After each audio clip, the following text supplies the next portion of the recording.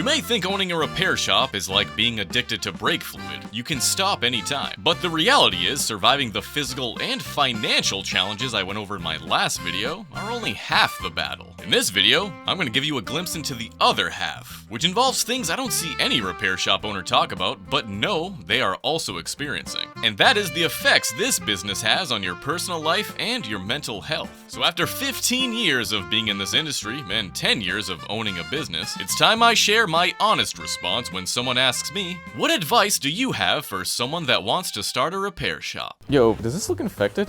What does? God is a. What are we gonna do today, Lupe? Well, there's quite a few. Alright, you said enough. I'm gonna follow up on the video I just made. The video about how the computer repair industry is dying and why it's doomed, and why my business is doomed. I'm not doomed, but the business is doomed. And while I talk about that video and all those comments, I'm gonna be doing a data recovery on this old Dell Inspiron. Oh yeah. You guys remember these things? No. These tanks. It's mostly kids that watch our videos. 2000, yeah, that's right. They weren't even born when this thing was made. That's sad. That's so sad. It's not sad, kids. It's sad. I'm sad. So yeah, this, I'm recovering the data off this, and this thing is messed up. This is a Dell Latitude that I sold 6 months ago? Yeah. Or something like that, yeah. Fairly recently. And it's back for a warranty issue. Apparently what we think is the hard drive died, or is dying. Sums up my mood, everything's dying. While I do that, let's talk about some things. I read your comments, it hurt, it pained me. First of all, I had to learn how to read. That was tough. I really appreciate you guys sharing your stories, and I was very surprised that the video reached so many people in other industries. Other repair industries. I'm thankful for it because I've always mentioned it in my past videos how dealing with all the crap that we deal with in this industry is kind of like a universal thing in all the repair industries across the globe. So I really appreciate that you guys chimed in. But even then, I still get DMs on Instagram. I get postcards, carrier pigeons. Some guy was in my trunk the other day and I opened it up and he was like, hey, I want to start my own repair shop. Can you give me some advice? And I said, listen, guy, why are you in my trunk? If you watch that video and you still want to start your repair shop, there are some things that you need to know and things that you need to be prepared to deal with that I don't really see other people talking about on YouTube. And this is kind of like the boots on the ground stuff that I've learned over the past 10 years. How long have I been in this? I've been in the industry for about 15 years or so. So I have some knowledge I can share with you guys. But I need to get started on this stupid repair as I do that. I sold this computer for maybe $100 profit, and it is back here within the warranty period of a year. I think it's only been 6 months since I sold this computer, and I'm fairly certain it has a defective solid-state drive. It's throwing up drive errors, SFC scan, refuses to complete, everything is Now the $100 of profit I made is going to be eaten away by having to replace this drive, taking the time to replace this drive. And the customer's already texted me 3 times and they dropped this off yesterday. But of course, because I'm not a piece of shit, I am gonna honor my warranty and I'm gonna bitch about it on YouTube because that's what we do. Now I just need to get the cover off. So this is the drive that I think is bad. This guy's gonna get a new drive and I'm gonna try to transfer his data over, which I'll probably do off camera. All right, new drive, transferred his data over. This drive already has Windows 11 on it. New drive is in, battery is connected. And let's see what happens now. Check for media right there. I'm curious what you guys think about these Dell Latitudes, because generally I only sell business class laptops, but we've had some issues with these Dell Latitudes. I've had to cover quite a few under warranty for different issues. Let me know in the comments what you guys think about these computers. I'm not sure if I want to keep selling them.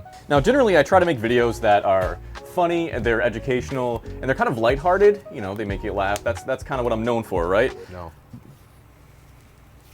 Yeah, I'm known for my huge dick. But sometimes the fun needs to end. And the fun has been ending for quite a while. There's moments you need to be serious. And one thing that really stood out to me was there was hundreds of comments that shared the same experience that I shared in regards to like having to go out of business because you just couldn't pay your bills doing computer repair or any sort of like electronics repair. Mechanics that were sharing their experience that they can't get parts, that stuff wasn't worth repairing anymore. And there's more to that than what you see. So you read it as one guy going out of business. So you think, okay, that sucks for that guy. But it actually sucks for that guy's family, and the community that he served. That's a huge thing. So when somebody goes out of business and they own a shop that has 1,000 customers, or, you know, this area, I think I have like 5,000 customers in QuickBooks. When this place closes its doors and I no longer offer repairs to the public, That's at least 5,000 people that are gonna have to find somewhere else to go when they need their computer repaired. They're gonna be asked out for sure. They're gonna be asked out, and there's nowhere else to go. Nope. There's nowhere else. None of these motherfuckers. Not that I trust. Right? There's scumbags everywhere, and that's the real impact. That's what really sucks about when a place goes out of business. Inevitably, the only option they're gonna have is the big box stores, like Thief Squad or Staples. Those are the only two places I even know of anymore that do repairs. And I would never trust either of those places with anything. Right. I would never send my family there. I wouldn't send my friends there. I would definitely send my enemies there. So everybody in the comments, you should go to... I'm just kidding. I love you guys. That impact that a mom and pop shop closing is so much bigger than what it seems on the surface. So that's hundreds of people, at least in my comment section, it has like 2,000 comments, hundreds of people that served hundreds of communities with thousands of people gone. And now those people have no choice but to go to some big box store and deal with some, broccoli-headed Zoomer that doesn't even know how to reset a password in Windows. And that sucks, man. A lot of other people mentioned how California now has a right to repair bill, but what they don't understand is unless there's actual legal repercussions for companies defying the bill for whatever reason, specifically the part where it says parts must be priced fair and reasonably. Who determines what fair and reasonable is? They'll Right? find every loophole, Of course. everything between the lines. When I spoke with Louis Rossman a few months ago, I think it was back in February, we spoke for quite a while, and he shared with me some information. The biggest pushback of that right to repair, we have right to repair, it's up to the company to decide what parts they can offer in terms of assemblies. So if I want to just buy a battery for a Samsung phone, I can't, because Samsung won't sell me just the battery. They'll sell me the battery that costs what? How much does a battery cost to make? $5. Sense. With a screen that's like $300 and something, and there's nothing that they can do about it. There's no section of that law that says they can't do that. So that's why I say right to repair is useless, because no matter what, unless there's legal repercussions for companies pulling the bullshit like they always do, where they'll only sell you assemblies, they won't sell you individual components, and then they'll say, oh, we can't do that. That's too, you're asking too much from us, that we have to supply you a battery, that's too much. What's the law gonna do? And now that we have what's the Attorney General gonna do? Oh my God, don't even get me started, dude. You think the Attorney General is gonna go after Apple for not selling us just a MacBook battery and selling us the whole thing? Because that's unfair and unreasonable? Fuck out of here, man. That's ridiculous. Right to repair is a fucking joke, man. It's never gonna happen in the United States. The EU still has some faith. They still have hope. America is doomed. We have no hope for anything. We're turning into cyberpunk slowly. Man, I hope I get a mecha dick. A mecha peen? Yes. Why is UGG still emailing me? I unsubscribed. I told them to unsubscribe. They're still emailing me. See? The FCC is gonna punish them? Of course not. Of course they will. I'm gonna punish you.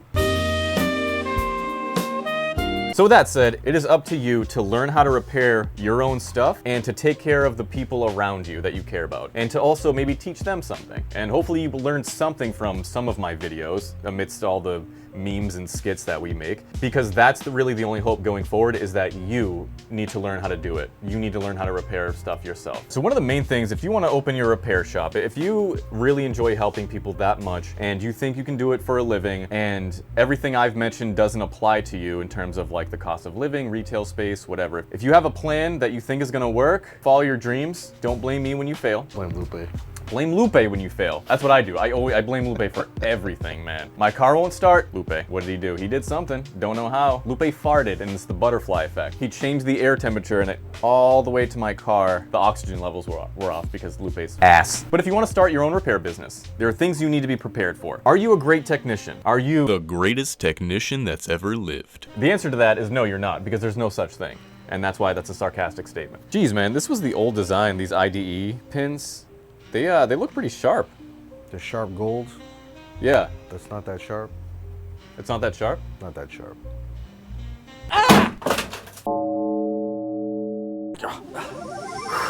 Getting too old for that, man. Not that sharp, right? What makes a technician great? It doesn't matter how good you are in terms of repairing stuff. If you have a repair shop that is open to the public, your repair skills can be mediocre, such as mine. But you know what I'm really good at? Communicating to people, talking to people, doing what I'm doing right now to you. I'm good at breaking down complex problems into simple to understand solutions so the customer knows what's going on with their shit. And that's where a lot of people fall short. They think owning a repair shop, all you're gonna do They think owning a repair shop, all you're gonna do is repair stuff. It's gonna be great. I'm gonna sit down on a bench and fix stuff for a living. And believe me, if that was the case, I would love it. That would be amazing. That'd be so fun, right? Just fixing stuff for a living, but it's not.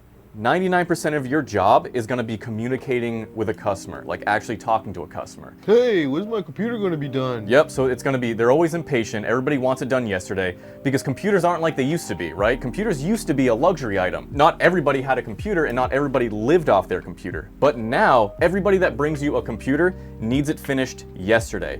So that level of, and that feeling of pressure is always on your mind. You are always pressured, always pressured. And if you have any sort of anxiety issues, you're toast. You do not belong in this industry.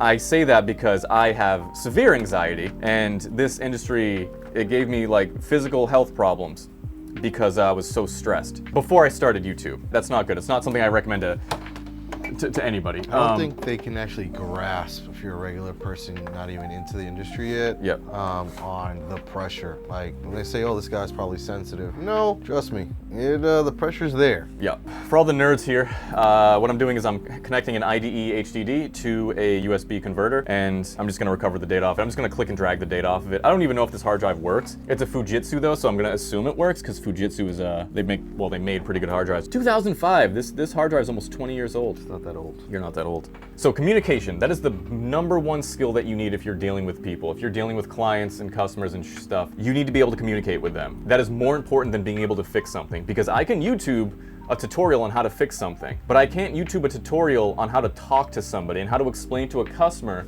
that because they waited so long, their hard drive is now toast and they're gonna have to pay thousands of dollars, potentially, to send it to a data recovery specialist to get their stuff off of there, and that they should have made a backup, right? You have to be able to word that without offending the customer and telling them, hey, motherfucker, you're an idiot. You should have backed your shit up. It's been 20 years. Why didn't you back your shit up? And now you're in a panic and you need it done yesterday.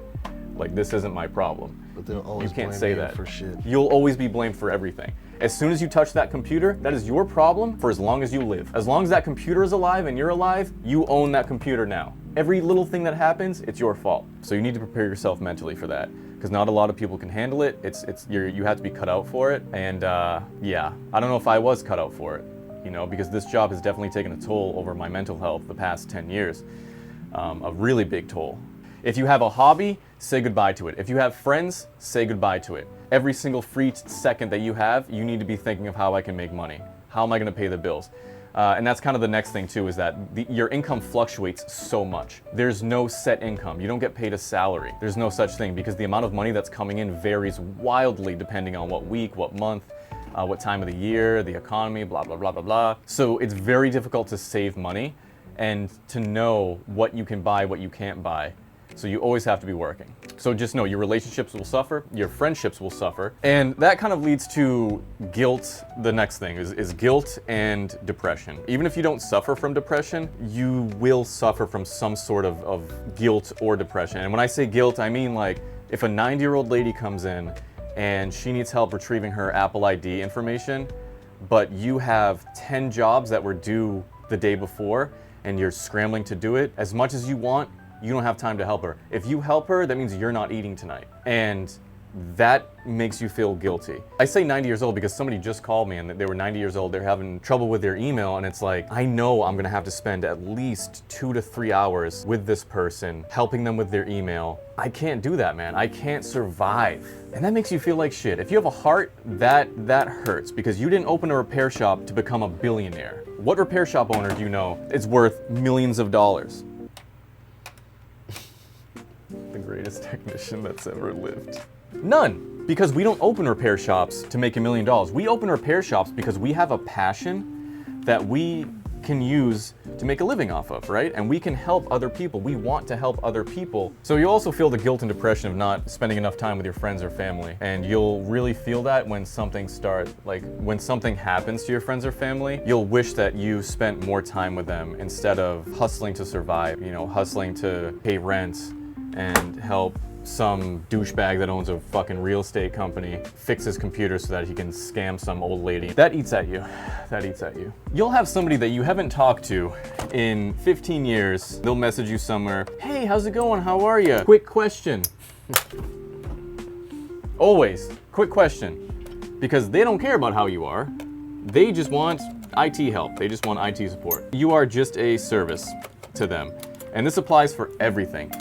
The worst mistake you can make is to tell somebody you are an IT guy. Because anything that plugs into a wall, you are gonna be the guy they go to. Which, again, it's not bad because now you can help somebody. The problem is that now you have a responsibility to do so, and they probably don't wanna pay you. They are the worst. They expect everything for free. A real friend will pay you. Lupe's never paid me anything. To be fair, I've never paid Lupe either, so I guess we're even on that front.